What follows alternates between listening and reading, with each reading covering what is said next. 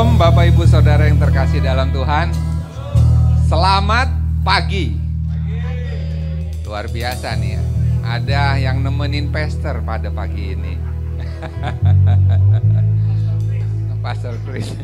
Teman-teman, masih banyak bangku di depan yang agak kosong gitu ya. Jadi boleh maju ke depan biar yang tidak on time bisa duduk di belakang seperti itu.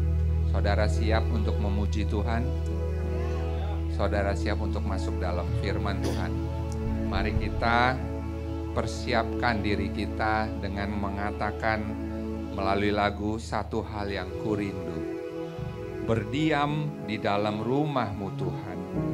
Biarlah satu hal yang kita pinta untuk menikmati bait-Mu Tuhan. Kita nyanyikan lagu ini bersama-sama sambil bangkit berdiri saudara. Mari silakan.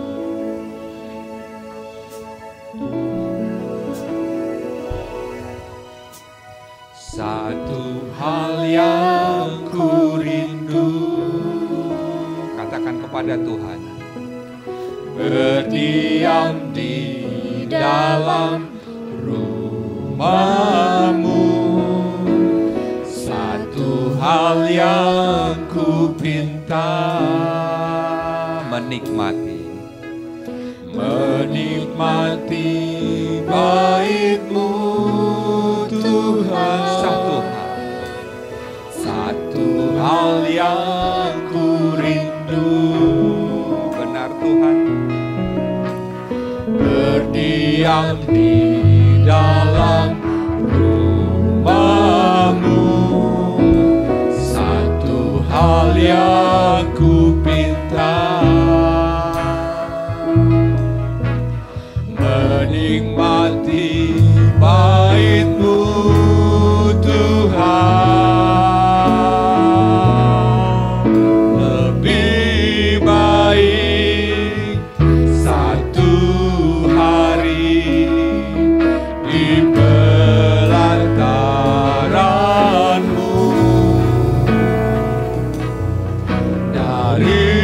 pada 1000 hari di tempat lain. Katakan memuji-Mu, memuji-Mu, menyembah-Mu. Kau Allah yang hidup dan menikmati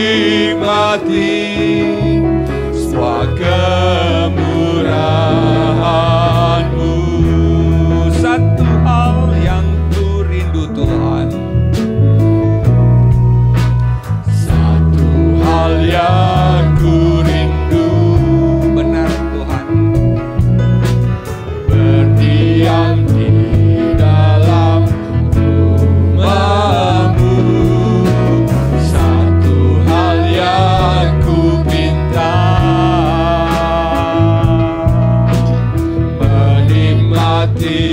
Bait-Mu Tuhan.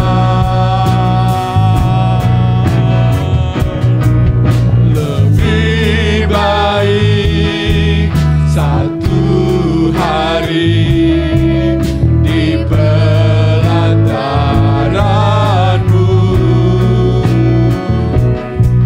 daripada 1000 hari di tempat lain.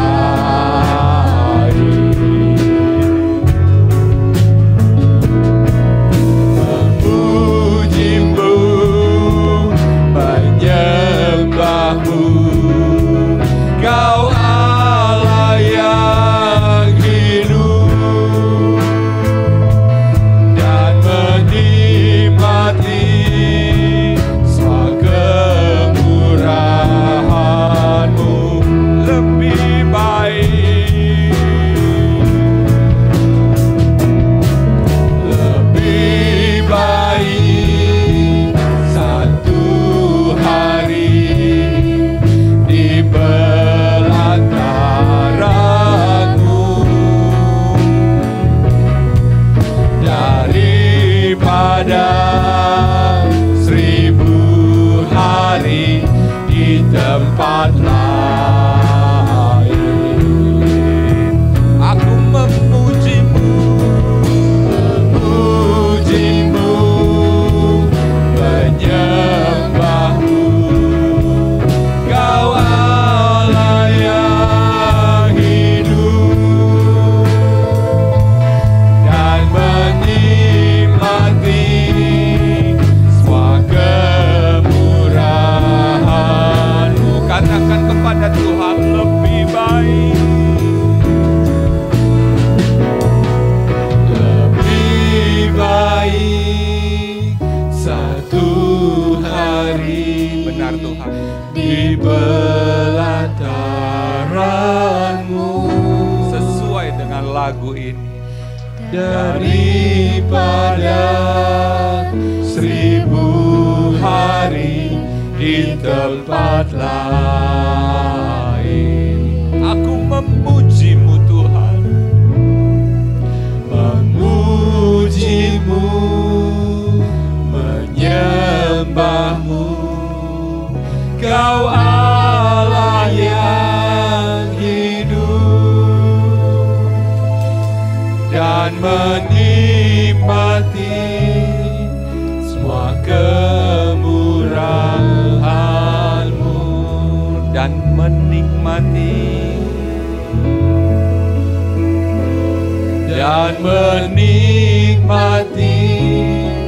semua kemurahan-Mu. Katakan sekali lagi, dan menikmati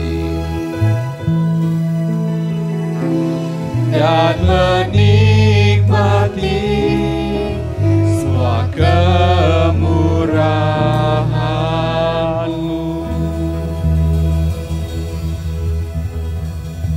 menikmati semua kemurahan Tuhan.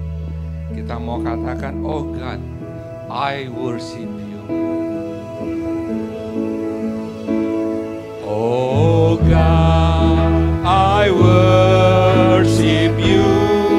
Katakan kepada Tuhan, Oh God, I worship you.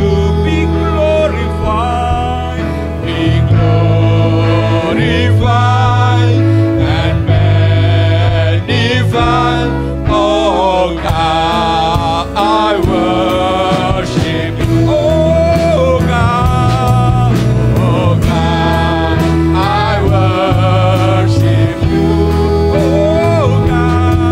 Oh God, I worship you. Be glorified and magnified. Oh God, I worship you. Oh God, I worship you. say to God, say to God, Oh God, I worship you. Be glorified and magnified. Oh God, I worship you. sekali lagi, oh God, Oh God, I worship you. yes Lord, Oh God, I worship you. Be glorified and magnified. Oh God, I worship you. Oh God, magnify. Oh God, I worship you. Be glorified. Be glorified and magnified. Oh God, I worship you. boleh tepuk tangan saudara. Terima kasih Tuhan. Biarlah hanya pujian persembahan kepada Tuhan. Engkau yang besar, Engkau yang termulia. Ini kami anak-anak-Mu, gereja TLCC pada pagi ini Tuhan Yesus. Kami mau datang, kami mau menyembah Engkau. Biarlah Roh Kudus sendiri yang pimpin acara ibadah kami pagi ini. Biar hanya Engkau dimuliakan dan kami mau mendengar firman-Mu dari Pastor Daniel Muksin. Berbicaralah kepada kami. Terpujilah nama-Mu ya Yesus, haleluya. Amin. Saudara tetap bangkit berdiri ya.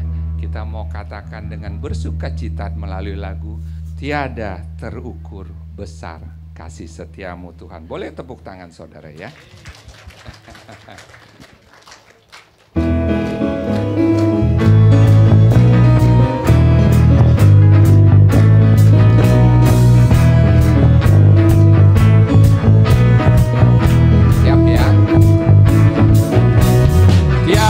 Terukur besar kasih setiamu Tuhan,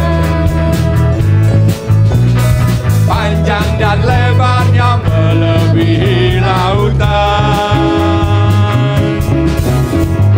jauh tinggi mengatasi langit, dalamnya tak dapat ku selami, kasih setiamu besar selamanya. Setiamu besar selamanya. Hatiku bersyukur, hatiku bersyukur, jiwaku memuji, mulutku pun bersorak memuji Engkau, Yesus. Ajaib perbuatan-Mu, besar anugerah-Mu, takkan berhenti ku memuji nama-Mu. Tiada terukur, tiada terukur besar kasih setiamu Tuhan. Haleluya, amin. Panjang dan lebarnya melebihi lautan, jauh tinggi mengatasi langit, dalamnya tak dapat ku selami, kasih setiamu besar selamanya,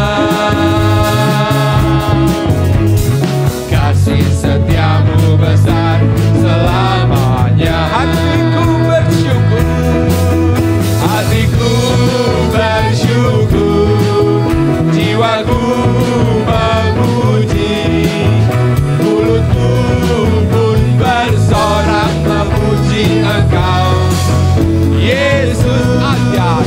Ajaib perbuatan-Mu, besar anugerah-Mu, takkan berhenti ku memuji nama-Mu. Tiada terukur besar kasih setiamu Tuhan. Amin. Panjang dan lebarnya melebihi lautan,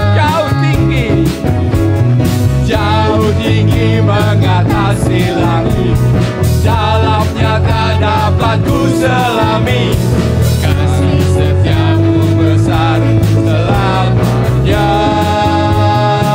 kasih setiamu besar selamanya, kasih setiamu besar selamanya, kasih setiamu besar selamanya. Haleluya. Kasih setia Tuhan besar selamanya, amin. Karena itu kita mau katakan tiada ku ragu lagi mengikut-Mu Yesus, amin saudara ya.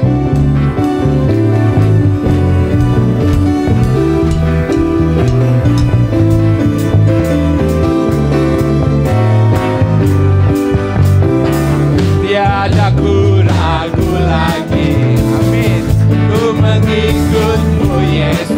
Boleh joget saudara. Tiada ku ragu lagi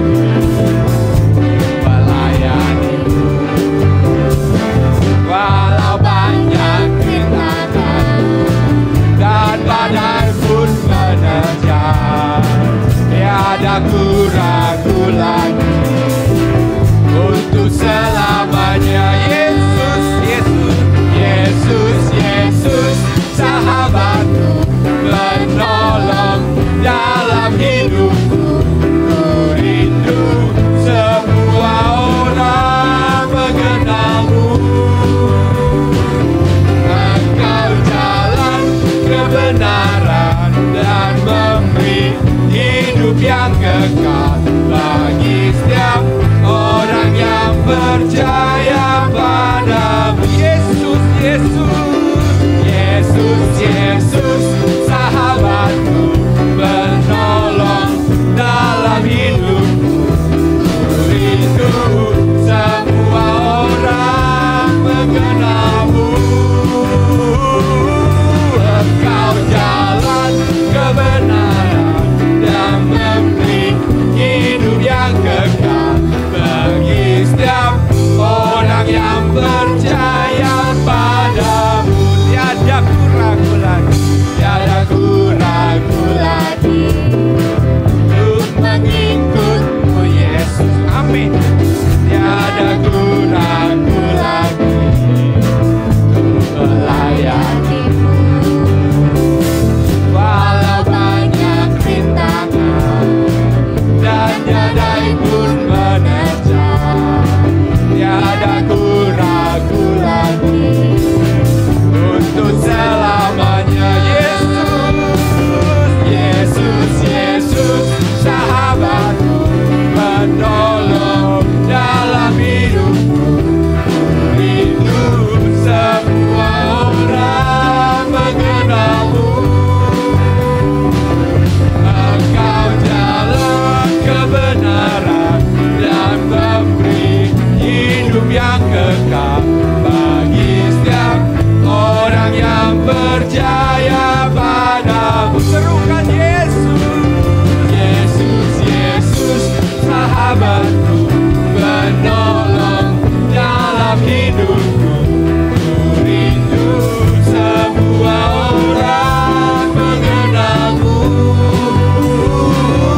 Engkau jalan kebenaran dan memberi hidup yang kekal bagi setiap orang yang percaya pada. Serukan Yesus, Yesus, Yesus, sahabatku, penolong dalam hidupku.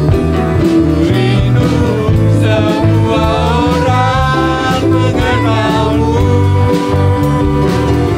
Engkau jalan kebenaran dan memberi hidup yang kekal bagi setiap orang yang percaya padamu. Bagi setiap orang yang percaya padamu. Sekali lagi katakan saudara, bagi setiap orang yang percaya padamu. Amin, haleluya. Saudara, Yesus Kristus Juru Selamat, amin. Penebus kita dan penolong kita yang ajaib. Tuhan Yesus tidak pernah berubah. Dulu, hari ini, dan selamanya kasih dan kuasanya. Untuk apa saudara? Untuk menjamah kita dan orang-orang di sekitar kita. Kita lagu, siapkan diri kita dengan lagu Dia Jamah. Sebelum masuk ke dalam firman Tuhan, biar hanya Yesus yang menjamah kita semua. Katakan baik lagu ini saudara. Dia jamah dalam hidupku dan beri damai di hatiku. Semua telah berubah dan aku tahu Yesus jamah ku jadi baru. Dia jamah, katakan dia jamah. Dia jamah dalam hidupku dan beri damai di hatiku. Semua telah berubah dan aku tahu Yesus jamah ku jadi baru. He touched me, He touched me. He touched me. Oh, He touched me. And all the joy that floods my soul. Something happened, and now I know Jesus touched me and made me whole. He touched me, He touched me. He touched me. Oh, He touched me. And all the joy that floods my soul. Something happened, and now I know Jesus touched me and made me whole. Something happened. Something happened, and now I know Jesus touched me and made me whole. Sekali lagi, something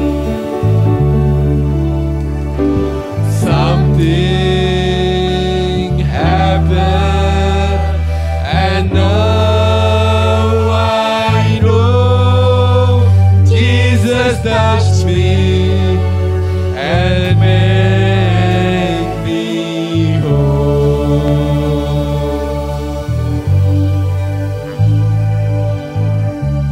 Mari kita berdoa. Jamalah kami, Tuhan, sehingga hidup kami seutuhnya di hadapan Tuhan dan membuat kami baru. Hiburkanlah kami, kuatkanlah kami di tengah-tengah kesulitan yang kami hadapi, di tengah-tengah persoalan yang menghimpit kami. Tapi kami tahu Allah ada bersama dengan kami. Berbicaralah, karena kami semua siap untuk mendengarkan firman Tuhan. Di dalam nama Tuhan Yesus kami berdoa. Amin. Silakan duduk, saudara yang dikasihi Tuhan. Mari kita buka Alkitab kita. Kita buka Matius pasal yang ke-8. Matius pasal 8. Kita baca ayat 14 sampai yang ke-17. Matius pasal 8. Ayat 14 sampai 17.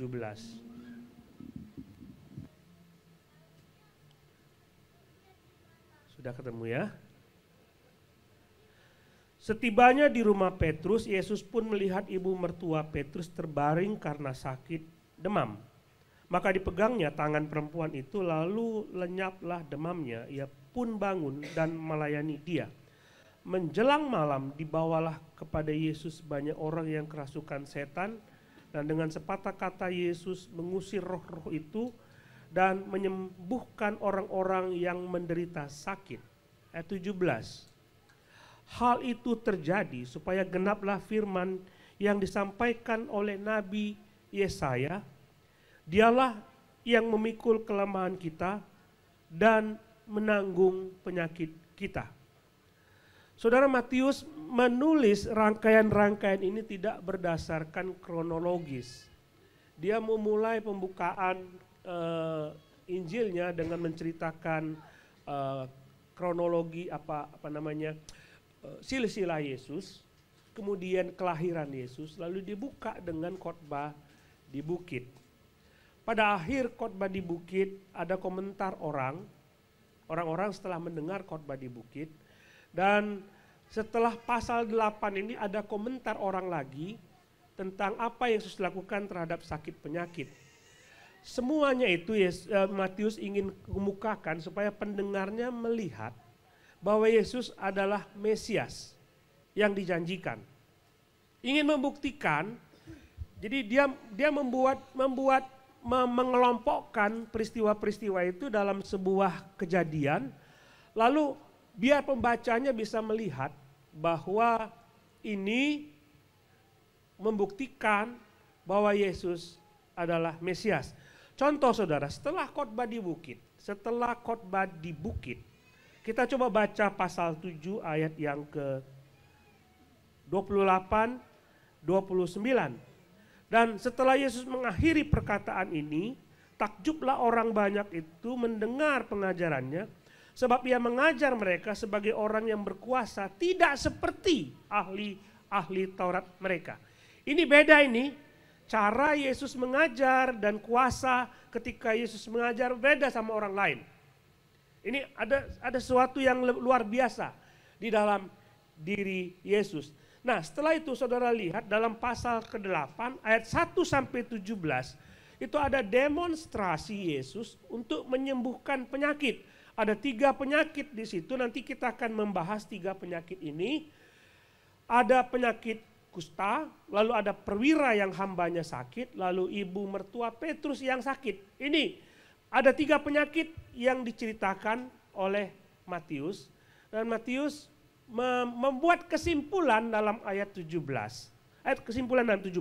Dia berkata, dialah yang memikul kelemahan kita dan menanggung penyakit kita, seperti yang diucapkan oleh Nabi Yesaya. Dan orang itu tahu bahwa Nabi Yesaya ini menceritakan tentang Mesias. Jadi dia ingin buktikan Yesus itu adalah Mesias. Kemudian saudara akan lihat lagi dalam peristiwa selanjutnya, Matius mencatat lagi tentang angin ribut yang diredakan.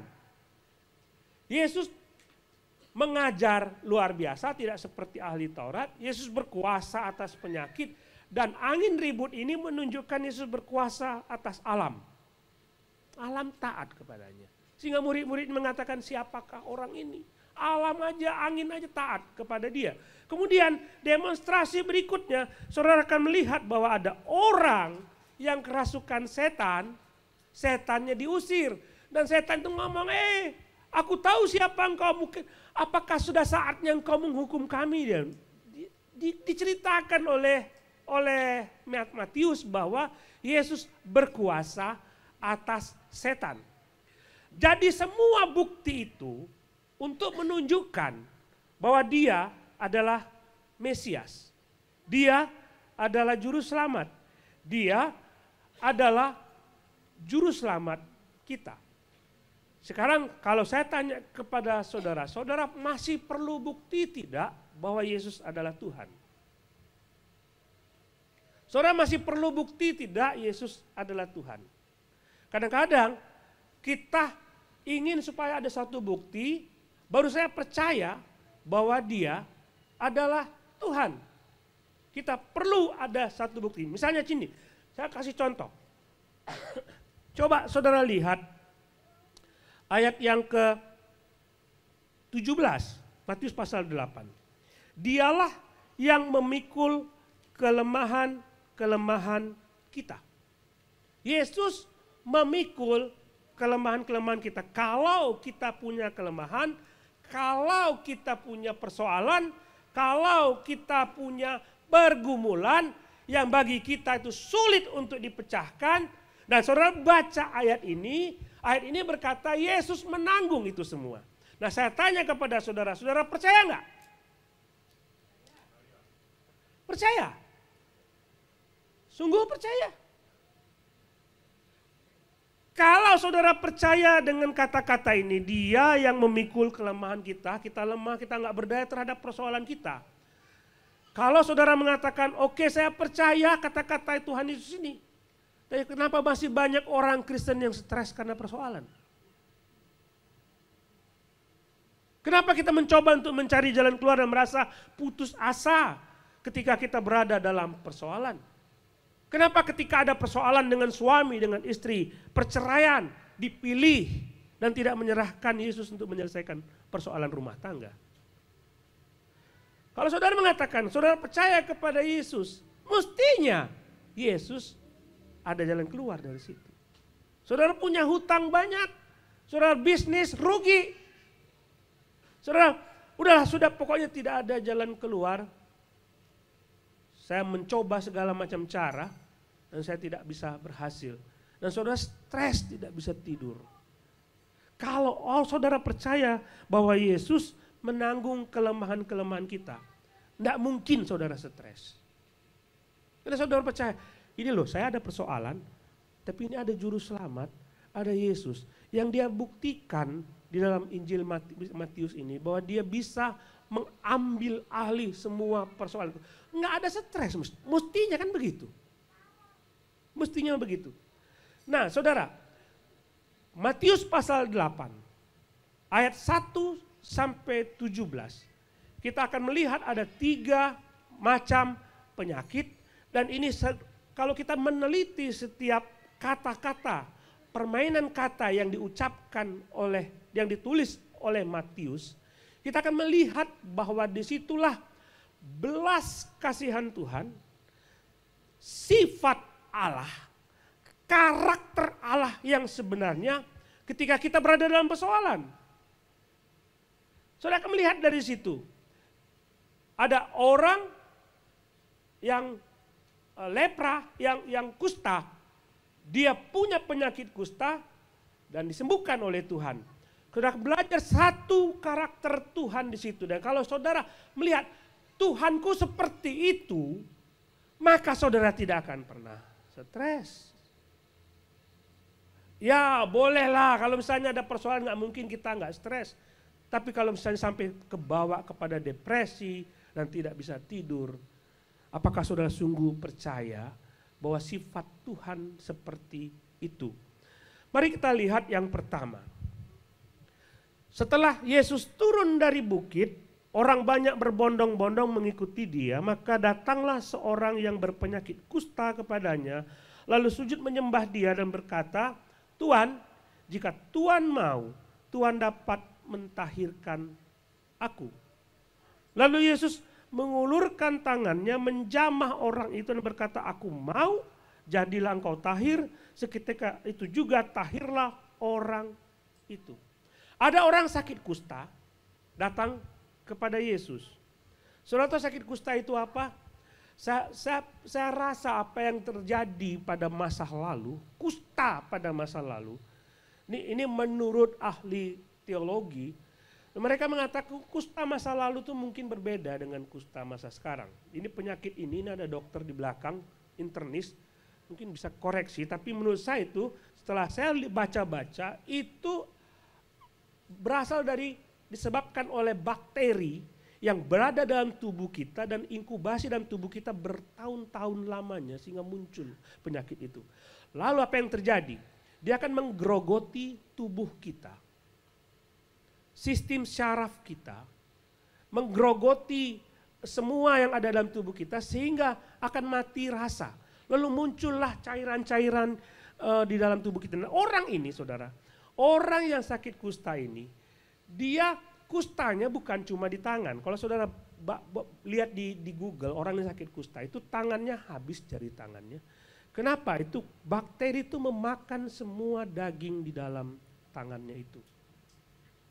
Nah orang ini seluruh tubuhnya, bukan cuma tangannya. Lihat persoalan yang dia hadapi. Jadi pada saat orang ini sakit kusta, tidak ada harapan bagi dia untuk memulihkan keadaan fisiknya. Jadi hopeless lah. Hopeless. Dia diusir. Kan ada dua persoalan. Secara fisik dia tidak bisa sembuh, tapi secara mental dia dikucilkan. Dia tidak ada harapan untuk masuk kembali kepada jemaat atau disembuhkan. Dan apalagi orang-orang Farisi mengatakan kalau engkau sakit kusta, berarti engkau dikutuk Tuhan kan, tidak akan pernah lagi diterima oleh Tuhan. Jadi mereka pergi menggelandang. Nah saudara tahu, waktu dia sakit kusta, saraf rasanya itu hilang. Kalau tidur di jalan, ada tikus yang jalan, menggerogoti dagingnya, dia nggak berasa. Bagaimana penderitaan orang. Jadi kalau misalnya dia tidur dalam keadaan jari lengkap, dan bangun, mungkin salah satu jarinya hilang, dimakan tikus. Nggak tahu dia. Jadi bayangkan perasaan orang ini. Sudah dibuang, dikucilkan, mentalnya down, dia tidak diterima, dia mungkin, aku sekarang menderita di dunia, aku tidak diterima oleh siapapun, tapi nanti setelah aku mati pun, aku tidak akan pernah diterima oleh Tuhan. Itu yang diajarkan kepada orang kusta ini. Tapi, dia kan gini, dia belajar setelah melihat Yesus berkeliling dan menyembuhkan banyak orang. Dia belajar begini, kalau Yesus itu bisa menyembuhkan orang itu, aku pun pasti bisa dia lakukan. Coba lihat ini saudara. Dia berkata demikian, Tuhan, jika Tuhan mau, Tuhan dapat mentahirkan aku. Dia ngomong ini bukan menunjukkan bahwa dia tidak percaya kepada kuasa Tuhan. Justru dia percaya Tuhan bisa menyembuhkan penyakitnya. Tuhan berdaulat, berkuasa untuk menyembuhkan penyakitnya. Itu urusan Tuhan tuh bisa. Masalahnya Tuhan mau atau tidak. Tuhan berdaulat. Jadi dia ingin tunjukkan kedaulatan Tuhan itu ada untuk memulihkan dia. Kedaulatan ada pada Tuhan, bukan padaku. Dia berdaulat untuk mengusir penyakitku. Itu yang dia percaya. Di langkah pertama kalau saudara ada persoalan, saudara percaya enggak bahwa Yesus sanggup untuk menyembuhkan persoalan saudara, memulihkan keadaan saudara? Itu dulu. Jadi dia datang kepada Yesus, dan dia mengatakan, Tuhan jika Tuhan mau. Ini bukan masalah dia tidak percaya bahwa Tuhan tidak mampu. Justru dia percaya Tuhan mampu. Maka dia datang kepada Yesus. Dan dia berkata, Tuhan, jika Tuhan mau, Tuhan dapat memulihkan aku. Kedaulatan Tuhan atas sakit penyakit, itu dia tahu. Sekarang begini saudara, ada orang dengan mudah sekali. Gini saudara, mari datang, kita doakan. Kalau kamu beriman, maka kamu akan sembuh. Kalau kamu yakin dan percaya bahwa Tuhan mampu, kamu akan sembuh. Sekarang saya tanya, kedaulatan atas setiap persoalan kita itu berada pada kita atau berada pada Tuhan? Banyak orang mengatakan itu ada orang yang sanggup untuk menyembuhkan penyakitmu, disentuhlah, didorong kau jatuh, dia hebat. Kedaulatan itu berada pada pendeta itu atau pada Tuhan? Orang ini mengatakan kedaulatan itu pada Tuhan, bukan kepada dirinya sendiri. Aku tahu, aku tidak bisa. Tuhan mampu. Jadi begini saudara, kadangkala kita mulai berpikir-pikir jalan keluar dari setiap persoalan kita.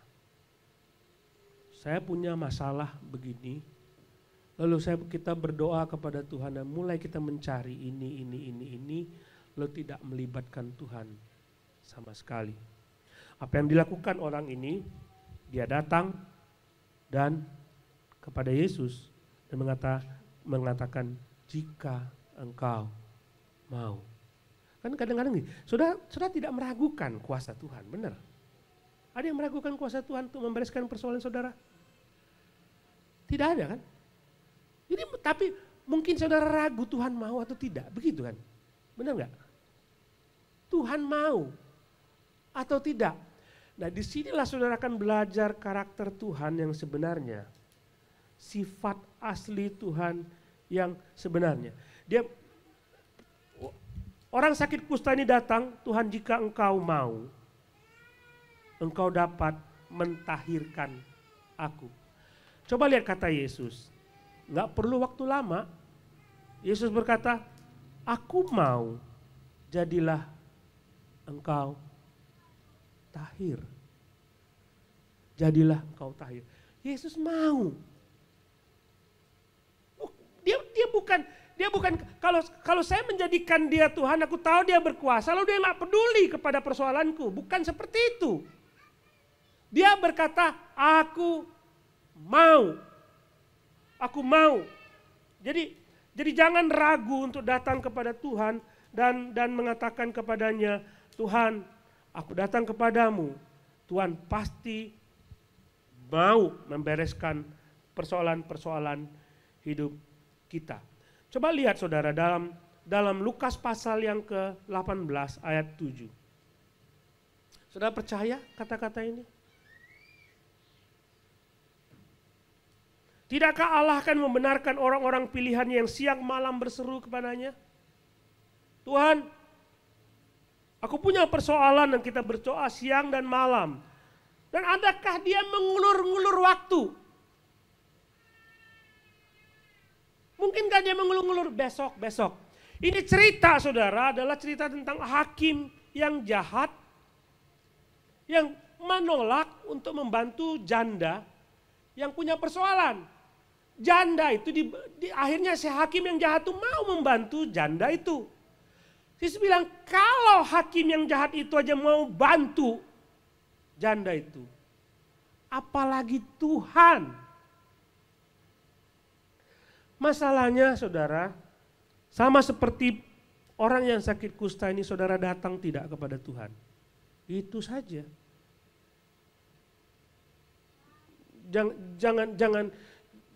Jangan punya pikiran, aku sudah selesai, nggak ada jalan keluar, maka aku ngambil jalan ini. Sebelum datang kepada Yesus dan bertanya, Tuhan, apakah engkau mau membereskan persoalan ini? Sudah tahu, Tuhan sayang kepada saudara, Tuhan mengasihi saudara, ini dia mau. Dia mau. Yang kedua, kita lihat cerita berikutnya tentang seorang perwira yang punya karyawan sakit. Perwira ini orang Roma, tentara dia.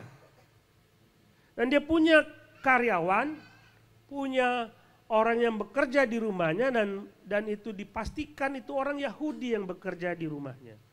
Dan datang kepada Yesus.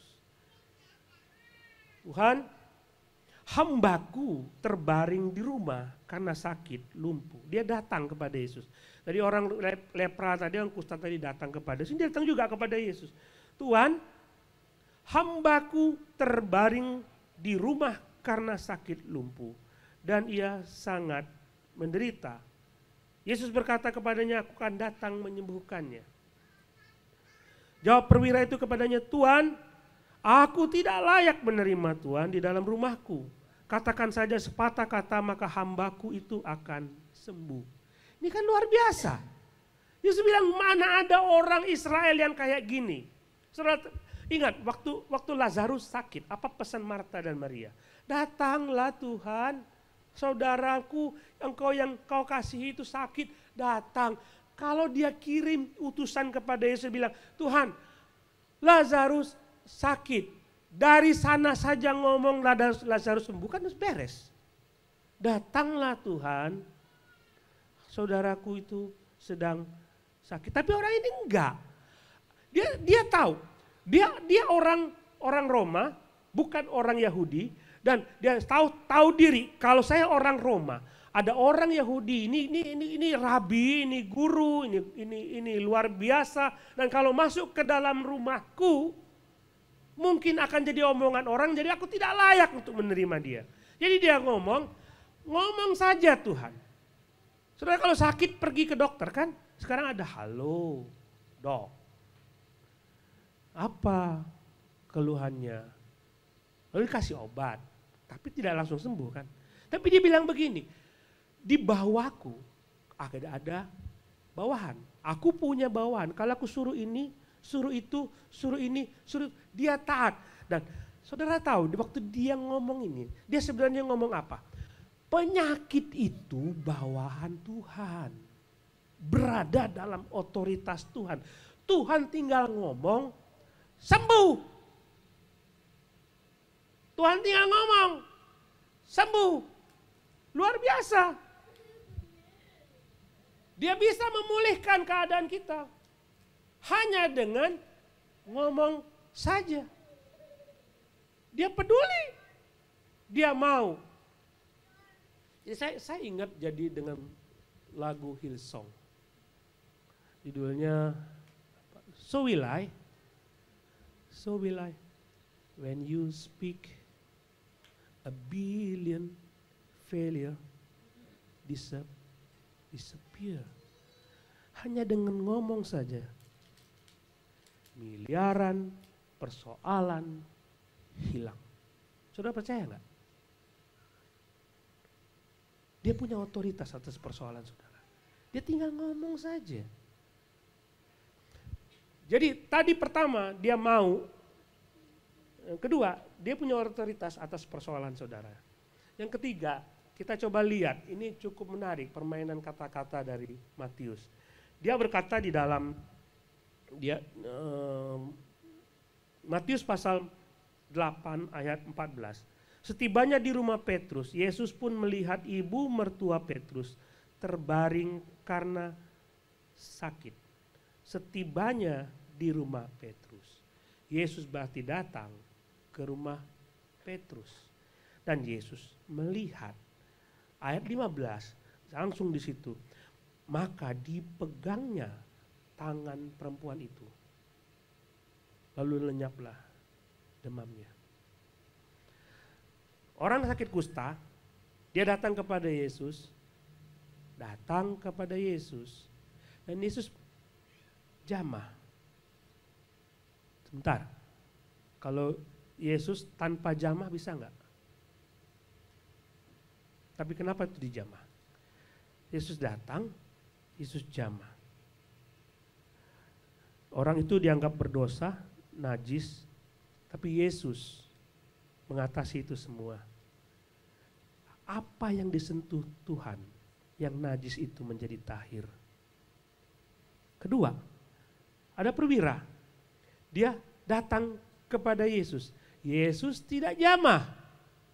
Dia cuma ngomong saja. Jauh di sana, sembuhlah orang itu. Yang ketiga, tidak disebutkan bahwa ibu mertua Petrus datang kepada Yesus. Dalam Lukas, saudara lihat ayat-ayat yang hipnotis. Di situ disebutkan mereka meminta Yesus untuk menyembuhkan ibu mertua. Lukas itu seorang dokter, dia tahu ini sakitnya sangat parah. Jadi Lukas minta supaya Yesus menyembuhkan, kalau tidak ini bahaya. Tapi Matius sengaja untuk mencatat bahwa tidak ada yang minta di situ. Untuk menunjukkan ini ada orang sakit. Apa Yesus tidak tahu ada mertua Petrus yang sakit di situ? Dia datang, dia lihat, dia jamah. Nggak ada yang minta. Kalau saudara punya persoalan, tanpa saudara ngomong, apa Tuhan tidak tahu? Kalau sudah punya masalah, saudara tidak ngomong kepada Tuhan, apa Tuhan tidak tahu? Tuhan pasti tahu. Tuhan pasti tahu. Ibu mertua Petrus dijamah. Ini menunjukkan bahwa dia peduli. Sekalipun saudara tidak memberitahukan persoalan saudara. Pertama dia mau, kedua dia punya otoritas, ketiga dia peduli. Itu sifat Tuhan yang saudara miliki. Karakter yang dia miliki untuk menunjukkan bahwa dia peduli terhadap hidup saudara. Orang-orang benar, orang-orang yang dikasihinya, dia mau supaya hidup saudara bahagia. Saudara pasti punya persoalan. Nah, sekarang bagaimana, Pak? Hidup saya ini, saya punya persoalan begitu banyak, tidak selesai-selesai. Saudara ingat, Rasul Paulus ketika dia berdoa kepada Tuhan, Tuhan, cabutlah duri dalam dagingku. Cabut itu. Tapi Tuhan mengatakan, cukuplah kasih karuniaku kepadamu. Ada sesuatu yang Tuhan ingin ajarkan kepada kita. Dari 3 pelajaran ini, saudara, kita ingin lihat 2 hal. Yang pertama, saudara tidak bisa mengandalkan, tidak boleh percaya kepada apa yang disebut dengan teologi kemakmuran. Hidup orang Kristen itu tidak bebas dari persoalan. Persoalan itu diizinkan Tuhan terjadi. Pertama, supaya kita belajar bahwa kita bergantung kepada Tuhan. Saya berapa kali bersaksi dengan beberapa orang dari saudara. Saya pengusaha, saya bekerja, saya punya banyak uang, lalu Tuhan pindahkan saya menjadi pendeta, dan ketika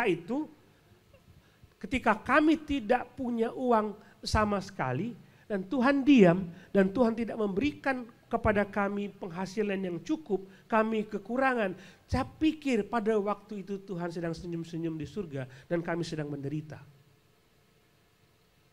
Tapi ada satu hal, Tuhan biarkan dan tidak jawab dengan segera apa yang menjadi persoalan hidup kami. Tuhan sengaja itu supaya kita belajar satu hal. Kamu tidak lagi bergantung kepada kekuatanmu sendiri, kamu sekarang bergantung kepada kekuatan Tuhan. Belajar itu dulu, tunduk.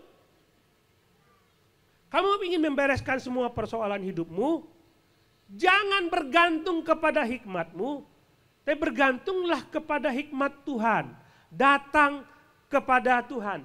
Yang menjadi masalah adalah orang-orang Kristen berdoa kepada Tuhan, Tuhan, ini persoalan hidupku. Aku mau ini dibereskan. Lalu mulailah berimajinasi dengan logikanya. Aku ingin melakukan ini, aku ingin melakukan itu, aku ingin melakukan, inilah jalan keluarnya.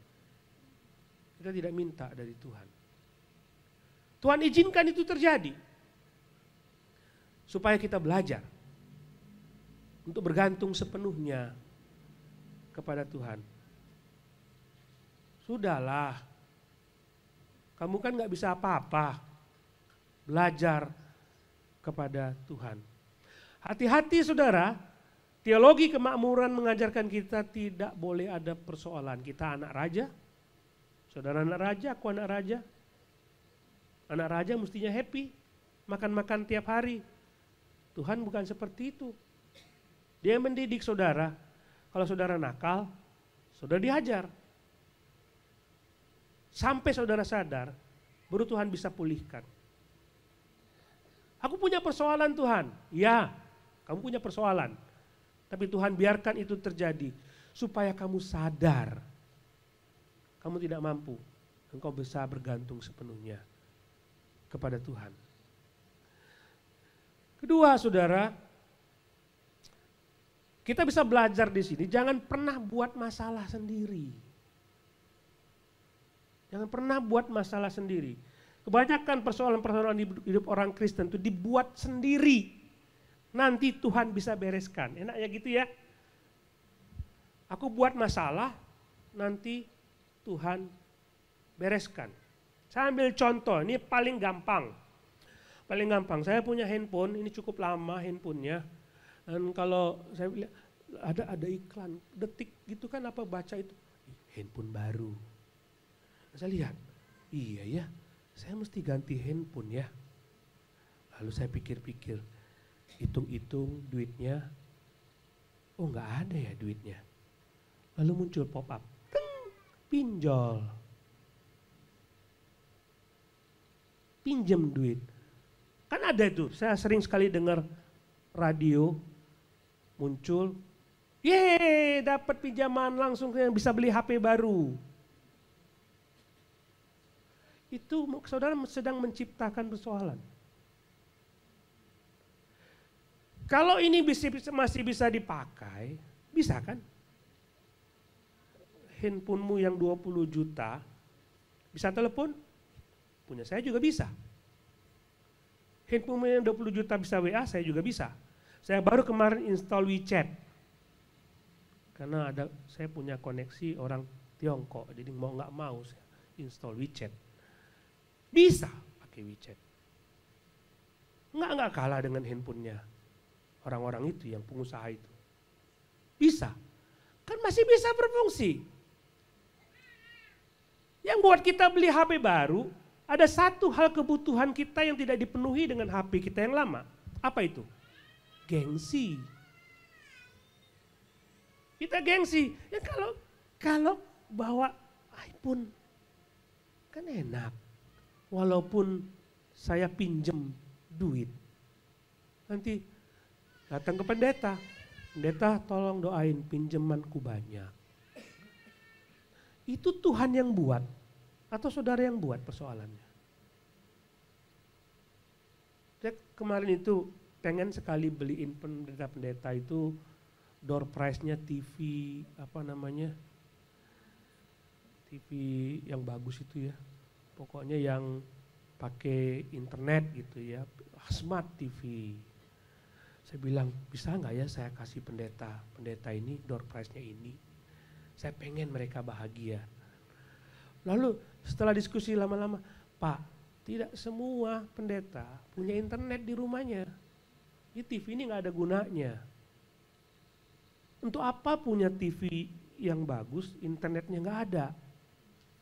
Mereka bilang begitu, nggak jadi.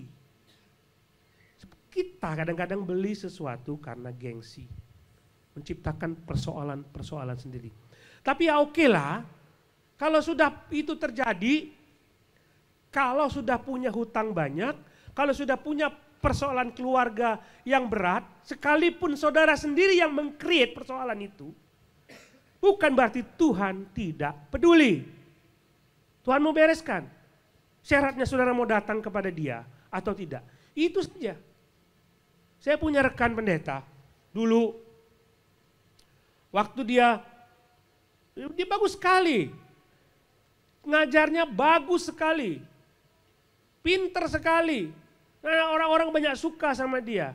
Tapi ketika pandemi datang, dia melihat bahwa uangnya tidak ada, undangan khotbah berkurang, lalu tidak ada uang. Lalu ada undangan dari tempat lain. Dan dia pindah agama. Dia bilang, Tuhanku tidak peduli kalau aku dan keluargaku kelaparan. Gini saudara, apakah karakter Tuhan berubah ketika saudara melihat dia lambat untuk menolong saudara? Apakah dia bukan Mesias lagi bagi saudara? Saya ambil contoh begini, saya bawa istri saya ke mall dan seperti saya cerita, ini istri saya. Ini istri saya.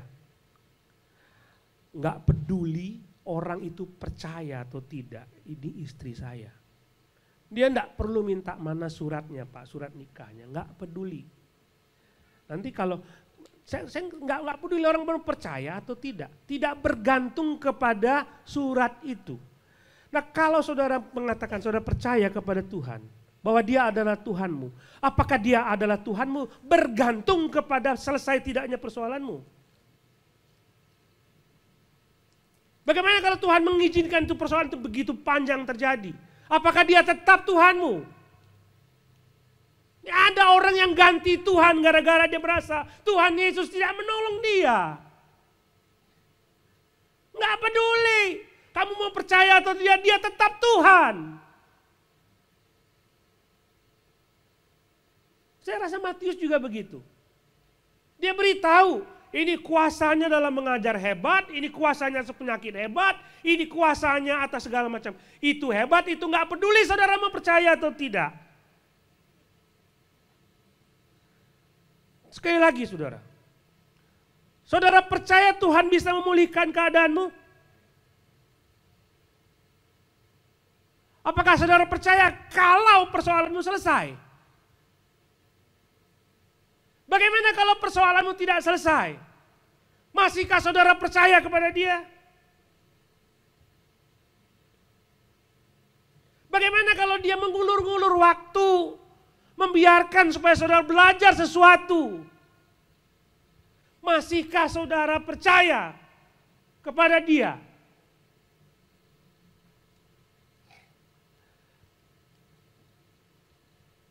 Tuhan mau membereskan persoalanmu. Saya tidak tahu ya persoalan saudara apa. Ini memang dirancang hari ini, khotbah ini sejak bulan Desember. Saya tidak tahu 2 bulan kemudian atau 1 bulan kemudian saudara punya persoalan apa. Uangkah? Keluargakah? Atau persoalan yang lain? Hubungan suami istri kah? Pernikahankah? Apakah saudara punya itu? Tuhan mampu dan mau membereskan. Jangan pilih jalan keluar sendiri.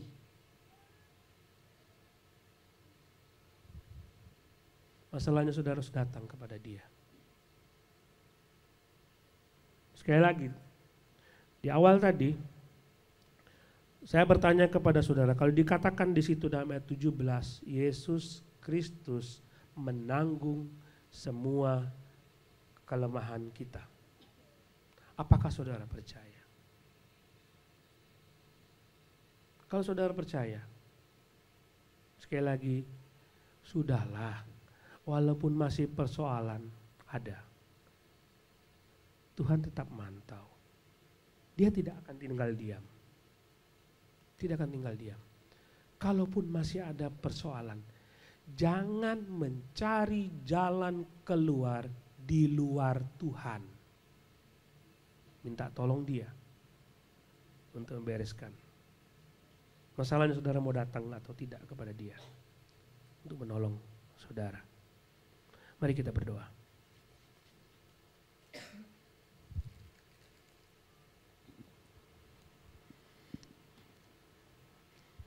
Saya beri kesempatan kepada saudara untuk menceritakan kepada Tuhan, Tuhan ini masalah kami.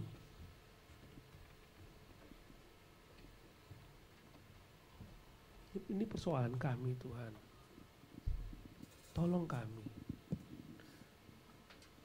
Kalau mungkin itu karena kesalahanmu.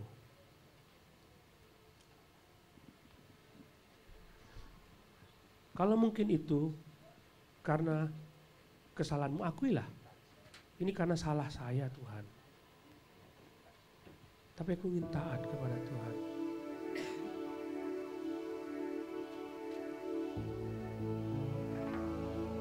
Doa. Tuhan, Kau pasti mampu dan mau membereskan persoalanku.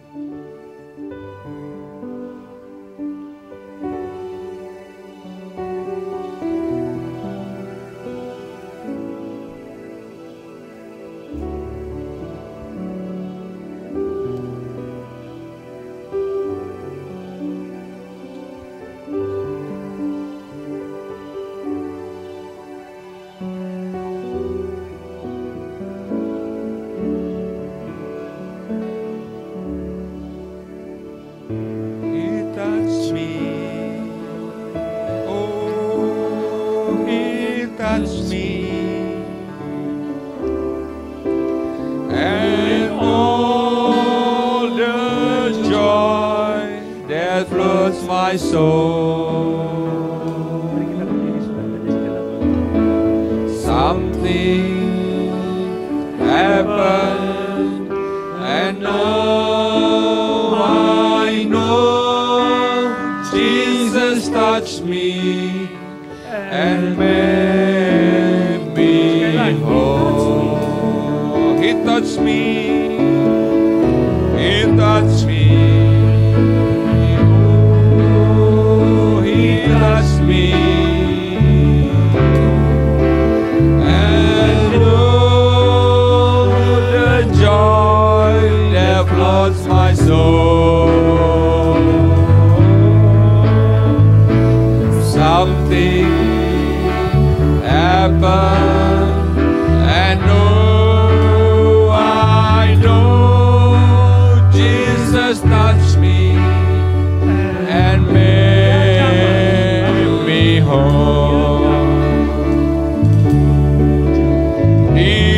jamah segenap hidupku, dan beri damai di hatiku. Semua telah berubah dan aku tahu Yesus jamah ku jadi baru. Singer akan menyanyikan, saudara berdoa. Dia jamah dalam hidupku, Yesus adalah juru selamat dan Dia beri damai di hatiku. Dia ingin menunjukkan kasih-Nya kepada saudara. Saya tahu saudara banyak persoalan. Kalau saudara belum terima Dia sebagai Tuhan dan ingin mengizinkan Dia membereskan persoalanmu apapun itu, Yesus jamah. kalau ada, silakan maju ke depan. Silakan berdoa buat saudara. Baru dia Jangan ragu.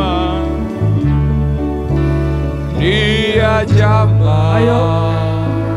Biar dia bereskan hidupku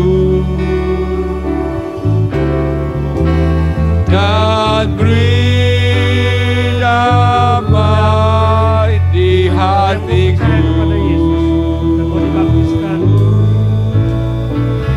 Semua telah berubah dan aku tahu Yesus jamah ku jadi baru. Saudara punya persoalan apapun, Dia persoalan keluarga, persoalan apapun, saudara mau didoakan, Dia silakan ke depan. jamah hidupku dan beri damai di hatiku. Semua telah berubah dan aku tahu Yesus jamah ku jadi baru. He touched me. He touched me. Oh, He touched me.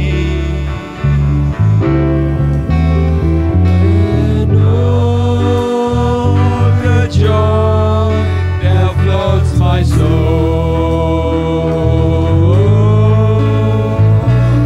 Something happened, and I know Jesus touched me and made me whole. He touched me. Ada lagi. He touched me. Oh, He touched me. And all the joy that flows my soul. Something happened, and I know Jesus touched me and made me whole. He touched me. He touched me. Oh, He touched me. And oh, the joy that flows my soul. Something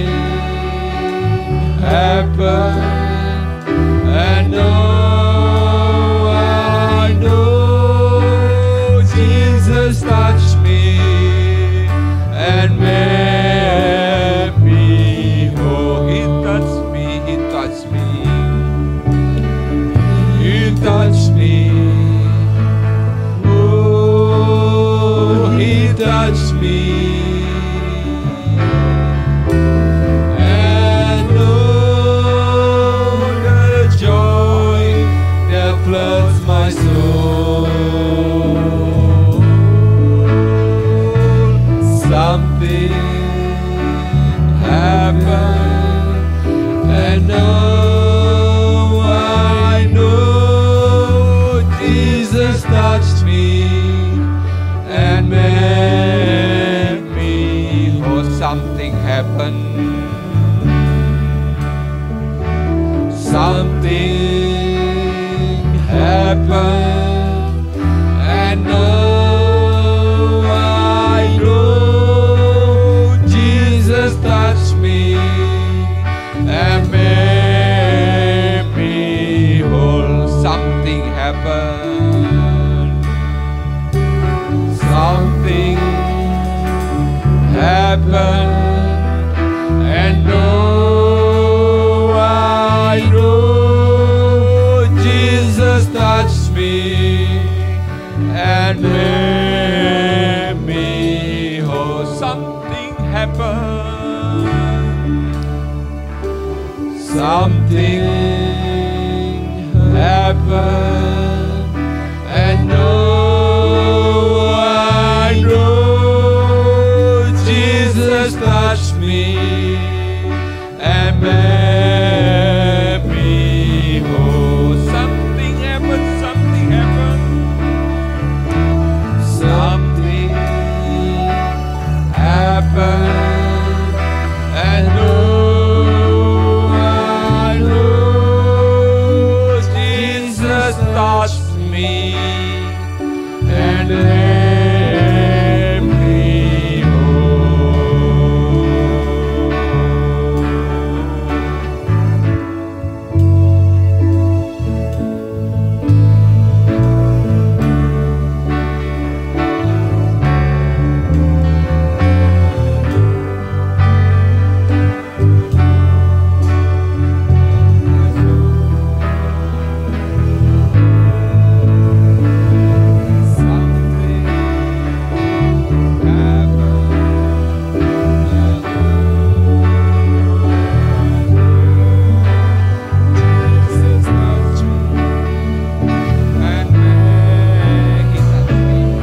He touched me. He touched me. Oh, he touched me. And all the joy that floods my soul. Something happened, and now I know Jesus touched me